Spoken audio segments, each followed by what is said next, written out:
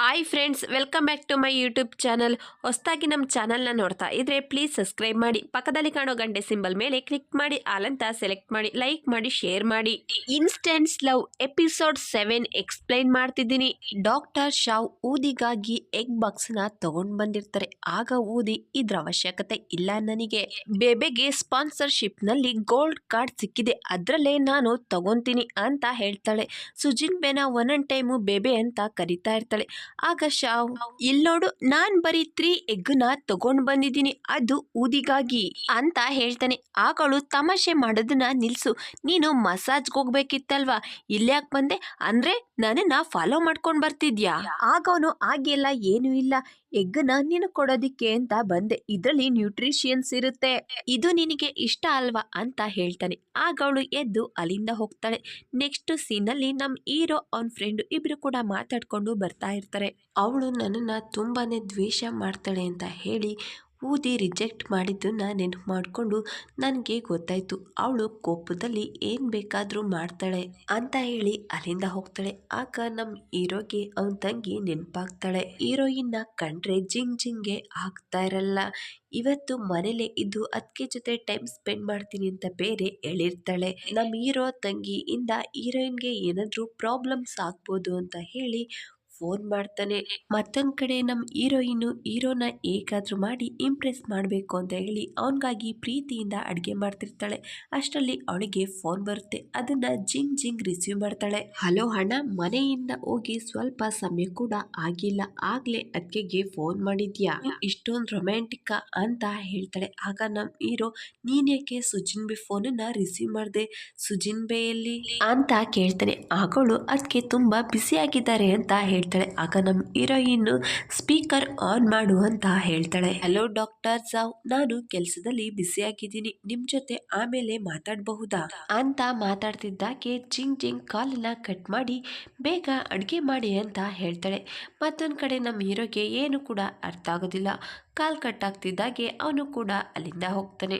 Next ಸೀನಲ್ಲಿ ನಮ್ಮ ಹೀರೋಗಾಗಿ heroine chicken ಸೂಪನ್ನ ಮಾಡಿರ್ತಾಳೆ. ಜಿಂಗ್ ಟ್ಯಾಕ್ಸಿನ book ಮಾಡಿರ್ತಾಳೆ.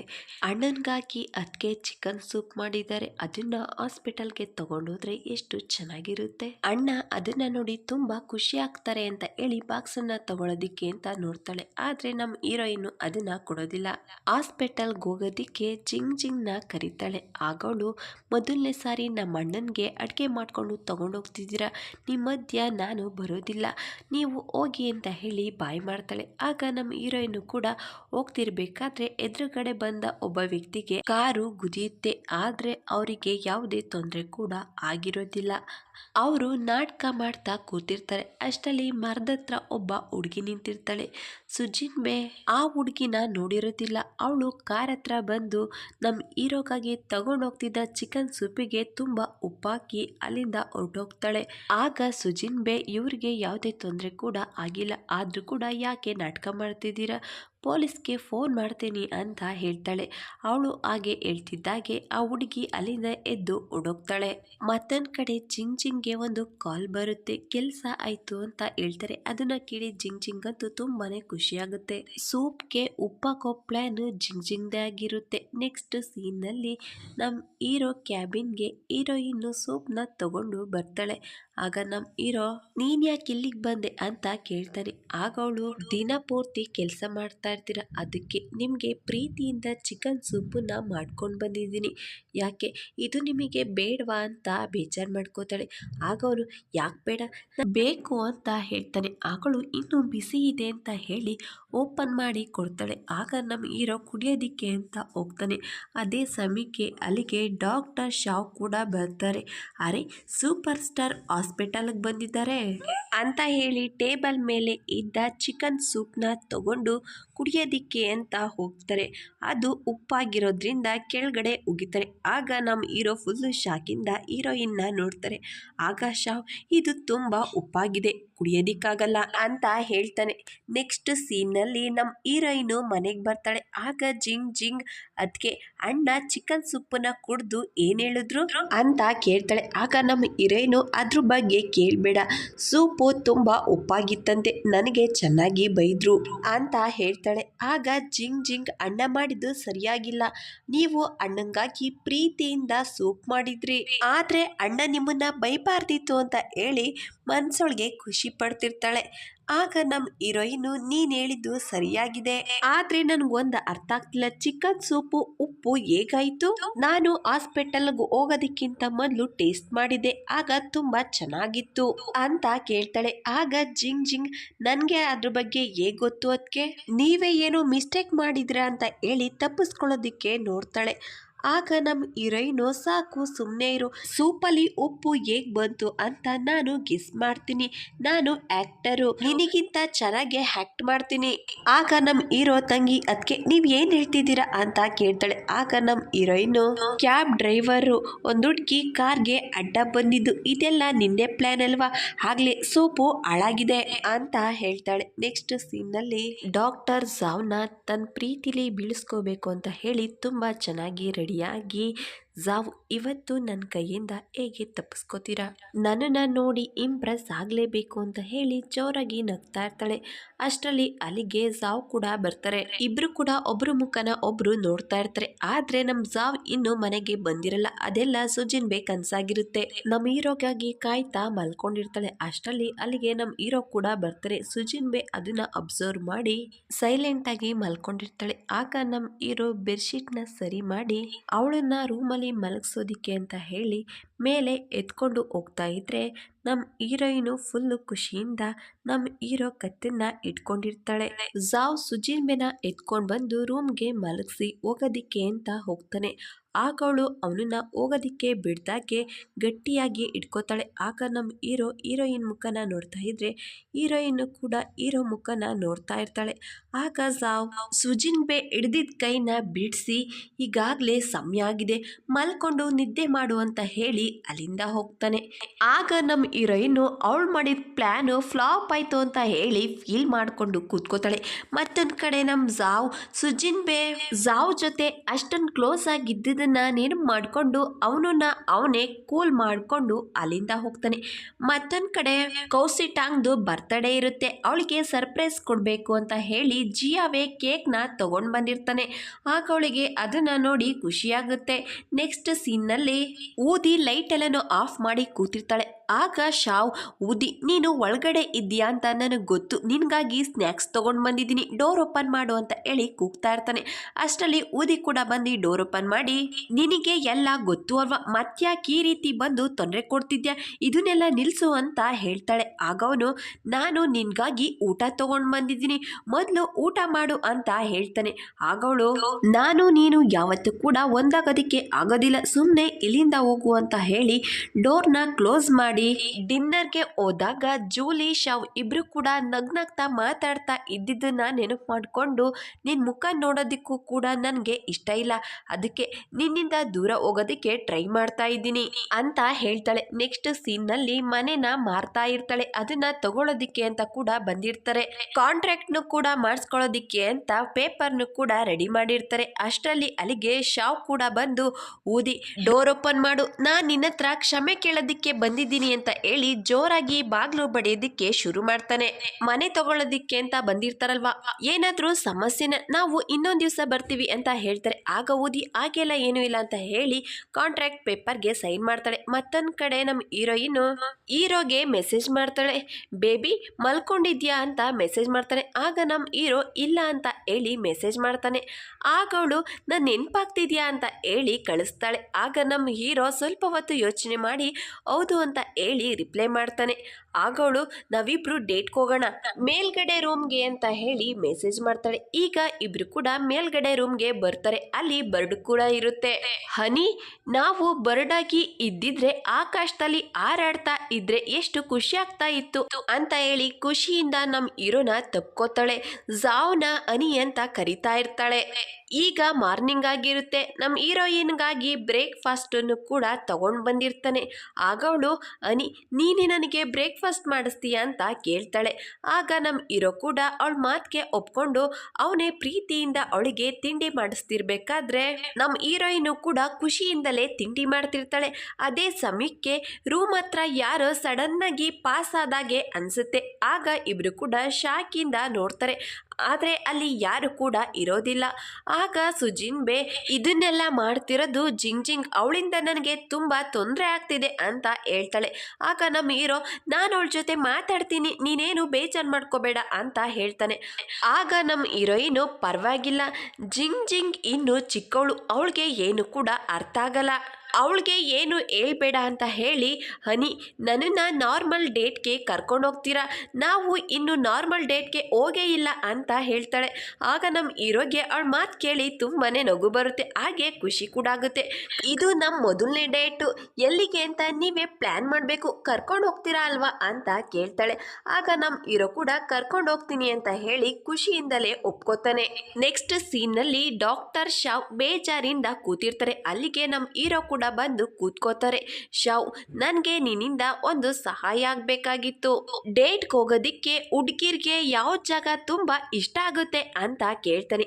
ಆಗ ನಮ್ಮ ಶಾವ್ ಸಾರಿ ಗೆಳೆಯ, ಸ್ವಲ್ಪ ದಿವಸ ಹಿಂದೆನೆ ಕೇಳಿದ್ರೆ ನಾನು ನಿನಗೆ ಒಳ್ಳೆ ಜಾಗನೇ ಸಜೆಷನ್ ಮಾಡ್ತಿದ್ದೆ, ಆದರೆ ಈಗ ಆಗಲ್ಲ ಅಂತ ಹೇಳಿ ಬೇಜಾರಿಂದ ಅಲ್ಲಿಂದ ಹೋಗ್ತಾನೆ. ಮತ್ತೊಂದು ಕಡೆ ಊದಿ ಅವತ್ತು ಓದ್ದಲೆ ಪೇಪರ್ನ ಗಡಿ ಬಿಡಿಲಿ ಸೈನ್ ಮಾಡಿದೆ, ಮತ್ತೊಂದು ಕಾಂಟ್ರಾಕ್ಟ್ ಪೇಪರ್ನ ರೆಡಿ ಮಾಡಿ ಅಂತ ಹೇಳ್ತಾ ಇರ್ತಾಳೆ. ಅದೇ ಸಮಯಕ್ಕೆ ಅಲ್ಲಿಗೆ ಶಾವ್ ಕೂಡ ಬಂದು ಅವರಿಬ್ರು ಮಾತಾಡೋದನ್ನು ಕೂಡ ಕೇಳಿಸ್ಕೊತಾ ನಿಂತಿರ್ತಾನೆ. ನೀವಾಗ್ಲೇ ಸೈನ್ ಮಾಡಿದಿರ, ಈಗ ಮತ್ತೊಂದು ಪೇಪರ್ನ ರೆಡಿ ಮಾಡೋದಕ್ಕೆ ಆಗಲ್ಲ, ಈಗಾಗಲೇ ನೀವು ಸೈನ್ ಮಾಡಿದ್ದೀರಾ ಅಂತ ಹೇಳ್ತಾರೆ. ಆಗ ಅವಳು ಆಗಿದ್ರೆ ಕ್ಯಾನ್ಸಲ್ ಮಾಡಿ ಅಂತ ಹೇಳ್ತಾರೆ. ಆಗ ವ್ಯಕ್ತಿ ನೀವೇ ಸೈನ್ ಮಾಡಿರೋದು, ನಮಗೆ ದುಡ್ಡು ಕೊಡಬೇಕಾಗುತ್ತೆ ಅಂತ ಹೇಳ್ತಾರೆ. ಆಗ ಊದಿ ಮತ್ತೆ ಸಿಗೋಣ ಅಂತ ಹೇಳಿ ಅಲ್ಲಿಂದ ಹೋಗ್ತಾಳೆ. ಆಗ ಶಾವ್ಗೆ ಗೊತ್ತಾಗುತ್ತೆ ಅವನಿಂದ ದೂರ ಆಗೋದಿಕ್ಕೆ ಮನೆ ಮಾರ್ತಿದ್ದಾಳೆ ಅಂತ. ಮತ್ತೊಂದು ಕಡೆ ಡಾಕ್ಟರ್ ಸಾವ್ ನಮ್ಮ ಹೀರೋಯಿನ್ ಜೊತೆ ಡೇಟ್ಗೆ ಹೋಗೋದಿಕ್ಕೆ ಯಾವ ಜಾಗ ಚೆನ್ನಾಗಿದೆ ಅಂತ ಹೇಳಿ ಫೋನಲ್ಲಿ ಸರ್ಚ್ ಮಾಡ್ತಾ ಇರ್ತಾನೆ. ಅದೇ ಸಮಯಕ್ಕೆ ಅಲ್ಲಿ ಕೆಲಸ ಮಾಡೋಂಥ ನರ್ಸ್ಗಳು ಮಾತಾಡ್ಕೊಂಡು ಬರ್ತಾರೆ. ನನ್ನ ಬಾಯ್ ಫ್ರೆಂಡ್ ಜೊತೆ ಬ್ರೇಕಪ್ ಆಯಿತು ಅಂತ ಹೇಳ್ತಾಳೆ. ಆಗ ಮತ್ತೊಬ್ಬ ನರ್ಸು ಯಾಕೆ ಅಂತ ಕೇಳ್ತಾಳೆ. ಆಗವಳು ನನ್ನನ್ನು ಡೇಟಿಗೆ ಕರ್ಕೊಂಡು ಹೋಗೋದಿಕ್ಕೆ ಇಂಟರ್ನೆಟ್ಟಲ್ಲಿ ಸರ್ಚ್ ಮಾಡಿ ಜಾಗನ ಕಾಪಿ ಮಾಡ್ಕೊಂಡಿದ್ರು ಅಂತ ಹೇಳ್ತಾಳೆ. ಅದನ್ನು ಕೇಳಿ ನಮ್ಮ ಜಾವ್ ಫೋನನ್ನು ಸುಮ್ಮನೆ ಇಟ್ಟು ಅಲ್ಲಿಂದ ಹೋಗ್ತಾನೆ. ನೆಕ್ಸ್ಟ್ ಸೀನಲ್ಲಿ ಊದಿ ಸುಜಿನ್ಬೆ ಮಾತಾಡ್ತಾ ಕೂತಿರ್ತಾರೆ. ಆಗವಳು ಮೊದಲನೇ ಸಾರಿ ಡೇಟು ಕರ್ಕೊಂಡು ಹೋಗ್ತಿದ್ದಾರೆ, ಎಲ್ಲಿಗೆ ಕರ್ಕೊಂಡು ಹೋಗ್ಬೋದು, ಡೇಟು ರೊಮ್ಯಾಂಟಿಕ್ ಆಗಿರುತ್ತಾ ಹೇಳೋಕ ಅಂತ ಹೇಳಿ ಊದಿನ ಕೇಳ್ತಾ ಇರ್ತಾಳೆ. ಆಗವಳು ಮೊದಲನೇ ಡೇಟು ನಾರ್ಮಲ್ ಆಗಿರುತ್ತೆ ಅಂತ ಹೇಳ್ತಾಳೆ. ಆಗ ಸುಜಿನ್ಬೆ ಆಗಿದ್ರೆ ಡಿನ್ನರ್ಗೆ ಯಾವುದಾದ್ರೂ ರೆಸ್ಟೋರೆಂಟ್ಗೆ ಕರ್ಕೊಂಡು ಹೋಗ್ಬಹುದಾ, ಹಾಗೇನಾದ್ರೂ ಮಾಡಿದ್ರೆ ನಂಗೆ ತುಂಬ ಬೇಜಾರಾಗುತ್ತೆ ಅಂತ ಹೇಳ್ತಾಳೆ. ಆಗ ಊದಿ ಈಗಾಗಲೇ ನನ್ನ ಮನಸ್ಸಿಗೆ ತುಂಬ ನೋವಾಗಿದೆ ಅಂತ ಹೇಳಿ ನಿಧಾನಕ್ಕೆ ಮಾತಾಡ್ತಾಳೆ. ಆಗ ನಮ್ಮ ಹೀರೋಯಿನು ಅಕ್ಕ ಏನು ಹೇಳ್ದೆ ಅಂತ ಕೇಳ್ತಾಳೆ. ಆಗ ನೋಡು, ಈಗ ನಾನು ತುಂಬ ಬ್ಯುಸಿಯಾಗಿದ್ದೀನಿ, ನಾನು ನಿನಗೆ ಆಮೇಲೆ ಸಿಗ್ತೀನಿ, ನೀನು ಮೊದಲು ಇಲ್ಲಿಂದ ಹೋಗು ಅಂತ ಹೇಳಿ ಅವಳನ್ನ ಬಲವಂತದಿಂದ ಅಲ್ಲಿಂದ ಕಳಿಸ್ತಾಳೆ. ಮತ್ತೊಂದು ಕಡೆ ಡಾಕ್ಟರ್ ಶಾವ್ಗೆ ಊದಿ ಅವಳ ಮನೆನ ಮಾರ್ತಿದ್ದಾಳೆ ಅಂತ ಗೊತ್ತಾಗಿರುತ್ತಲ್ವ, ಅದಕ್ಕೆ ಅವನೇ ಅವನ ಮನೆನ ಮಾರಿ ಸಾಮಾನು ತುಂಬಿಕೊಂಡು ಹೋಗ್ತಾ ಇರ್ತಾನೆ. ಅವನು ಹೋಗ್ತಿದ್ದಂಥ ಗಾಡಿ ಪಂಚರ್ ಆಗುತ್ತೆ. ಇಲ್ಲಿ ಯಾವುದೇ ಶಾಪು ಕೂಡ ಇಲ್ಲ, ಸಾಮಾನನ್ನ ಇಲ್ಲೇ ಇಳಿಸ್ತೀನಿ ಅಂತ ಹೇಳ್ತಾರೆ. ಆಗ ಶಾವ್ ಅದೇಗಾಗುತ್ತೆ, ನೀವಿಲ್ಲೇ ಬಿಟ್ಟೋದ್ರೆ ನಾನು ಎಲ್ಲಿಗೋಗ್ಲಿ, ಏನು ಮಾಡಲಿ ಅಂತ ಹೇಳ್ತಾನೆ. ಆದರೆ ಆ ವ್ಯಕ್ತಿ ಅವನ ಮಾತನ್ನ ಕೇಳ್ದಲೇ ಲಗೇಜನ್ನೆಲ್ಲ ಅಲ್ಲೇ ಇಳಿಸೋಗ್ತಾನೆ. ಆಗ ನಮ್ಮ ಶಾವ್ಗೆ ಏನು ಮಾಡಬೇಕು ಅಂತ ಅರ್ಥ ಆಗಲ್ಲ. ಅಲ್ಲೇ ಕೂತ್ಕೊಂಡು ಟ್ಯಾಕ್ಸಿ ಬುಕ್ ಮಾಡೋದಿಕ್ಕೆ ಅಂತ ಫೋನ್ ಮಾಡ್ತಾನೆ. ನೀವು ಎಲ್ಲಿದ್ದೀರಾ, ಲೊಕೇಶನ್ ಹೇಳಿ ಅಂತ ಕೇಳ್ತಾರೆ. ಆಗ ಶಾವ್ ಲೊಕೇಶನ್ ಹೇಳೋದಿಕ್ಕೆ ಅಂತ ಆ ಕಡೆ ಈ ಕಡೆ ನೋಡ್ತಾನೆ. ಆದರೆ ಆ ಜಾಗ ಯಾವುದು ಅಂತ ಅವನಿಗೆ ಗೊತ್ತಾಗಲ್ಲ. ರೋಡ್ ಮಧ್ಯ ಕೂತಿರ್ತಾನೆ. ಫೋನನ್ನು ಕಟ್ ಮಾಡಿ ಬೇಜಾರಿಂದ ಕೂತಿರ್ಬೇಕಾದ್ರೆ ಅಷ್ಟರಲ್ಲಿ ಜೋರಾಗಿ ಮಳೆ ಬರೋದಕ್ಕೆ ಶುರುವಾಗುತ್ತೆ. ಮಳೆಲಿ ನೆನಿತಾ ಕೂತಿರ್ತಾನೆ. ಅಷ್ಟರಲ್ಲಿ ಹಿಂದೆಯಿಂದ ಯಾರೋ ಛತ್ರಿ ಹಿಡಿದಿರ್ತಾರೆ. ಆಗ ಅವನು ತಿರುಗಿ ನೋಡ್ತಾನೆ, ಅದು ಬೇರೆ ಯಾರೂ ಅಲ್ಲ, ನಮ್ಮ ಊದಿಯಾಗಿರ್ತಾಳೆ. ಶಾವ್ ಮನೆ ಮಾರಿರೋ ವಿಷಯ ಊದಿಗೂ ಕೂಡ ಗೊತ್ತಾಗಿರುತ್ತೆ. ಅದಕ್ಕೆ ಅವನನ್ನ ಮನೆಗೆ ಕರ್ಕೊಂಡು ಹೋಗೋದಿಕ್ಕೆ ಅಂತ ಬಂದಿರ್ತಾಳೆ. ಶಾವ್ ನನ್ನ ಜೊತೆ ನಮ್ಮನೆಗೆ ಬರ್ತೀಯಾ ಅಂತ ಕೇಳ್ತಾಳೆ. ನೆಕ್ಸ್ಟ್ ಸೀನಲ್ಲಿ ನಮ್ಮ ಹೀರೋಯಿನ್ ಮಳೆ ಈಗಲೇ ನಿಲ್ಲೋ ಹಾಗಿಲ್ಲ, ಜೋರಾಗಿ ಬರ್ತಾ ಇದೆ, ನಾವು ಹೊರ್ಗಡೆ ಕೂಡ ಹೋಗೋ ಹಾಗಿಲ್ಲ, ಹಾಗೆ ಡೇಟ್ಗೂ ಕೂಡ ಪ್ಲ್ಯಾನ್ ಎಲ್ಲ ಹಾಳಾಗೋಯ್ತು ಅಂತ ಹೇಳ್ತಾಳೆ. ಅವಳ ಮಾತು ಕೇಳಿ ನಮ್ಮ ಹೀರೋಗೂ ಕೂಡ ಸ್ವಲ್ಪ ಫೀಲ್ ಆಗುತ್ತೆ.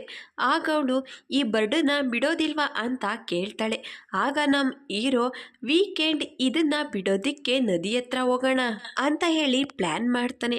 ಆದರೆ ಇದನ್ನೆಲ್ಲ ನಮ್ಮ ಜಿಂಗ್ ಜಿಂಗ್ ಕೇಳಿಸ್ಕೊಂಡು ಮನ್ಸಲ್ಲೇ ಏನೋ ಪ್ಲ್ಯಾನ್ ಮಾಡಿಕೊಂಡು ನಗ್ತಾ ಇರ್ತಾಳೆ. ನೆಕ್ಸ್ಟ್ ಸೀನಲ್ಲಿ ಇಬ್ರು ಕೂಡ ಬರ್ಡನ್ನ ಬಿಡೋದಿಕ್ಕೆ ಅಂತ ನದಿ ಹತ್ರ ಬಂದಿರ್ತಾರೆ. ನಮ್ಮ ಹೀರೋಯಿನು ಈಲ್ಡ್ ಸ್ಲಿಪ್ಪರ್ ಹಾಕೊಂಡು ಬಂದಿರ್ತಾಳೆ. ಆ ಕಾಲು ಉಳ್ತಾ ಇರುತ್ತೆ. ಆಗ ಅವನು ಈ ಸ್ಲಿಪ್ಪರ್ನ ಯಾಕೆ ಹಾಕೊಂಡು ಬಂದೆ ಅಂತ ಕೇಳ್ತಾನೆ. ಆಗ ನಮ್ಮ ಹೀರೋಯಿನು ಮೊದಲನೇ ಡೇಟ್ ಅಲ್ವಾ, ಚೆನ್ನಾಗಿ ಕಾಣಿಸ್ಬೇಕು ಅಂತ ಹೇಳಿ ಮಾತಾಡ್ಕೊಂಡು ಹೋಗ್ತಾ ಇರ್ತಾರೆ. ಆಗ ಅವಳು ಬೀಳೋದಿಕ್ಕೆ ಅಂತ ಹೋಗ್ತಾಳೆ. ಪಕ್ಕದಲ್ಲೇ ಇದ್ದ ನಮ್ಮ ಹೀರೋ ಅಷ್ಟರಲ್ಲಿ ಅವಳನ್ನ ಹಿಡ್ಕೋತಾನೆ.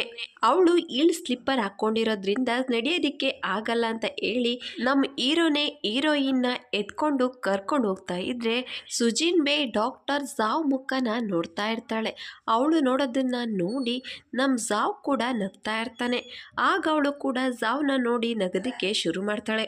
ಬರ್ಡ್ಗಾಗಿದ್ದ ಗಾಯ ವಾಸಿಯಾಗಿರುತ್ತೆ, ಅದನ್ನ ಅರದಕ್ಕೆ ಬಿಡ್ತಾರೆ. ಬರ್ಡ್ ಆರೋಗ್ತಿದ್ದಾಕೆ ಸುಜಿನ್ ಬೇ ಅನಿ, ನೀನು ಕೂಡ ನನ್ನನ್ನ ಕೆಲ್ಸದ ನೆಪ ಹೇಳಿ ದೂರ ಹೋಗ್ತೀಯ ಅಂತ ಹೇಳ್ತಾಳೆ. ಆಗ ಅವನು ಸುಜಿನ್ ಬೇನ ಹಗ್ ಮಾಡಿಕೊಂಡು ಬರ್ಡು ಆರಿ ಅವ್ರ ಮನೆಗೆ ಹೋಗುತ್ತೆ. ಆದರೆ ನೀನು ನನ್ನ ಮದುವೆ ಆಗೋ ಹುಡುಗಿ, ನನ್ನ ಭಾಳ ಸಂಗಾತಿಯಾಗಿ ಬರಬೇಕು, ನೀನು ನನ್ನ ಮನೆನೇ ನಿನ್ನ ಮನೆ ಅಂತ ಹೇಳ್ತಾನೆ. ಆಗ ಇಬ್ರು ಕೂಡ ಒಬ್ರು ಮುಖನ ಒಬ್ರು ನೋಡ್ತಾ ನಿಂತಿರ್ತಾರೆ. ಅಷ್ಟರಲ್ಲಿ ನಮ್ಮ ಹೀರೋಯಿನ್ಗೆ ಕಿಸ್ ಮಾಡೋದಕ್ಕೆ ಅಂತ ಹೋಗ್ತಾನೆ. ಅದೇ ಸಮಯಕ್ಕೆ ಅಲ್ಲಿಗೆ ಜಿಂಗ್ ಜಿಂಗ್ ಕೂಡ ಒಂದು ನಿಮಿಷ ಇರಿ, ನನ್ಗೆ ಹೇಳ್ದಾಗೆ ಬರ್ಡನ್ನ ಆರೋದಕ್ಕೆ ಬಿಟ್ಬಿಟ್ರ ಅಂತ ಹೇಳಿ ಅವ್ರನ್ನ ಫಾಲೋ ಮಾಡಿಕೊಂಡು ಅಲ್ಲಿಗೆ ಬಂದಿರ್ತಾಳೆ. ನಮ್ಮ ಹೀರೋ ಕಿಸ್ ಮಾಡೋ ಸಮಯಕ್ಕೆ ಬಂದು ಎಲ್ಲಾನು ಹಾಳು ಮಾಡ್ತಾಳೆ. ನಮ್ಮ ಹೀರೋಯಿನ್ ಇಬ್ರು ಕೂಡ ಮೊಬೈಲ್ಸ್ ಗನ್ನ ಇಟ್ಕೊಂಡು ಆಟ ಆಡ್ತಿರ್ತಾರೆ ತುಂಬ ಖುಷಿಯಿಂದ. ಅಷ್ಟರಲ್ಲಿ ಅಲ್ಲಿಗೆ ಜಿಂಗ್ ಜಿಂಗ್ ಬಂದು ಸುಜಿನ್ ಬೇಗ್ ಕೈಲಿದ್ದ ಮೊಬೈಲ್ಸ್ ಗನ್ನನ್ನ ತಗೊಂಡು ಅವಳಿಗೆ ಗಾಳಿಪಟನ ಕೊಡ್ತಾಳೆ. ಆಗ ಸಾವ್ ಸುಜಿನ್ ಬೇನ ಕರ್ಕೊಂಡು ಅಲ್ಲಿಂದ ಹೋಗ್ತಾನೆ. ನಮ್ಮ ಹೀರೋಯಿನ್ ಪೋಸ್ ಕೊಡ್ತಾ ಇದ್ರೆ ನಮ್ಮ ಹೀರೋ ಫೋಟೋ ತೆಗಿತಾ ಇರ್ತಾನೆ. ಅದೇ ಸಮಯಕ್ಕೆ ಅಲ್ಲಿಗೆ ಜಿಂಗ್ ಜಿಂಗ್ ಕೂಡ ಬಂದು ಅಣ್ಣ ನಂದು ಅದಕ್ಕೆದು ಒಂದು ಫೋಟೋ ತೆಗಿ ಅಂತ ಹೇಳ್ತಾಳೆ. ಆಗ ನಮ್ಮ ಹೀರೋ ಕೂಡ ಫೋಟೋ ತೆಗಿತಾನೆ. ಸುಜಿನ್ ಬೇಗೆ ಪ್ರೀತಿಯಿಂದ ಹಣ್ಣನ್ನ ಕಟ್ ಮಾಡಿ ತಿನ್ಸೋದಿಕ್ಕೆ ಅಂತ ಹೋಗ್ತಾನೆ. ಆಗ ಜಿಂಗ್ ಜಿಂಗ್ ಅಣ್ಣ ನನ್ಗೂ ಕೂಡ ತಿನ್ಸು ಅಂತ ಹೇಳಿ ಬಾಯಿ ತೆಗಿತಾಳೆ. ಆಗ ನಮ್ಮ ಹೀರೋ ಆಪಲ್ನ ಅವಳಿಗೆ ತಿನ್ನೋದಿಕ್ಕೆ ಅಂತ ಕೊಡ್ತಾನೆ. ನಮ್ಮ ಸುಜಿನ್ ಬೇ ಅದನ್ನ ನೋಡಿ ನಗ್ತಾ ಇದ್ರೆ ನಮ್ಮ ಹೀರೋ ಪ್ರೀತಿಯಿಂದ ಅವಳಿಗೆ ಹಣ್ಣನ್ನ ತಿನ್ನಿಸ್ತಾ ಇರ್ತಾನೆ. ನೆಕ್ಸ್ಟು ಸುಜಿನ್ ಬೇ ಸೈಕಲ್ ಹೊಡಿತಾ ಇದ್ರೆ ಸಾವ್ ಅವಳು ಬೀಳ್ತಾಕೆ ಸೈಕಲ್ನ ಇಟ್ಕೊಂಡಿರ್ತಾಳೆ. ಆಗ ನಮ್ಮ ಹೀರೋ ತಂಗಿ ಅಣ್ಣ ನಾನು ಕೂಡ ಸೈಕಲ್ ಓಡಿಸ್ತೀನಿ ಅಂತ ಹೇಳಿ ಸುಜಿನ್ ಬೇ ಕೈಲಿದ್ದ ಸೈಕಲ್ನ ತಗೋತಾಳೆ. ಜಿಂಗ್ ಜಿಂಗ್ ಸೈಕಲ್ ಮೇಲೆ ಕೂರೋವರೆಗೂ ಇದ್ದು ಸುಜಿನ್ ಬೇನ ಕರ್ಕೊಂಡು ಅಲ್ಲಿಂದ ಓಡೋಗ್ತಾನೆ. ಆಗ ಜಿಂಗ್ ಜಿಂಗ್ ಅವ್ರನ್ನ ನೋಡಿ ಮತ್ತೆ ಅವರಿಬ್ರನ್ನು ದೂರ ಮಾಡೋದಿಕ್ಕೆ ಅಂತ ಹೇಳಿ ಅಲ್ಲಿಂದ ಹೋಗ್ತಾಳೆ. ಅವರಿಬ್ರು ಜೊತೆಲಿ ಇರಬಾರ್ದು ಅನ್ನೋದೇ ಜಿಂಗ್ ಜಿಂಗ್ ಪ್ಲಾನ್ ಆಗಿರುತ್ತೆ. ನೆಕ್ಸ್ಟ್ ಸೀನಲ್ಲಿ ಕಾರಲ್ಲಿ ಬರ್ತಿರ್ಬೇಕಾದ್ರೆ ಮನೆ ಬಂತು ಎದ್ದೇಳು ಅಂತ ಹೇಳಿ ಅವನ ತಂಗಿನ ಎಬ್ಬಿಸ್ತಾನೆ. ಆಗ ನಮ್ಮ ಹೀರೋಯಿನು ಅವಳು ತುಂಬ ಸುಸ್ತಾಗಿದ್ದಾಳೆ, ಮಲ್ಕೊಳ್ಳಿ ಎಬ್ಬಿಸ್ಬೇಡ ಅಂತ ಹೇಳ್ತಾಳೆ. ಆಗ ನಮ್ಮ ಹೀರೋನೇ ಅವಳನ್ನ ಎತ್ಕೊಂಡು ಬಂದು ರೂಮಲ್ಲಿ ಮಲಗಿಸ್ತಾನೆ. ಅವಳಿಗೆ ಬೆಡ್ಶೀಟ್ ಹೊಚ್ಚಿ ಲೈಟನ್ನ ಆಫ್ ಮಾಡಿ ಇಬ್ರು ಕೂಡ ಸುಸ್ತಾಗಿರ್ತಾರಲ್ವ, ರೆಸ್ಟ್ ಮಾಡೋದಿಕ್ಕೆ ಅಂತ ಕೂತ್ಕೋತಾರೆ. ಆಗ ನಮ್ಮ ಹೀರೋ ಅಡುಗೆ ಮಾಡ್ಲಾ, ನಿನಗೆ ಏನು ಇಷ್ಟ ಅದನ್ನೇ ಮಾಡ್ತೀನಿ ಅಂತ ಕೇಳ್ತಾನೆ.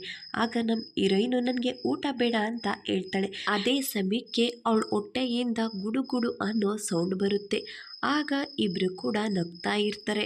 ಹೊಟ್ಟೆ ಹಸ್ವಾಗ್ತಿದ್ಯಾ ಅಂತ ಕೇಳ್ತಾನೆ. ಆಗ ಅವಳು ಹೌದು ಅಂತ ಹೇಳಿ ಕತ್ತಲ್ಲಾಡಿಸ್ತಾಳೆ.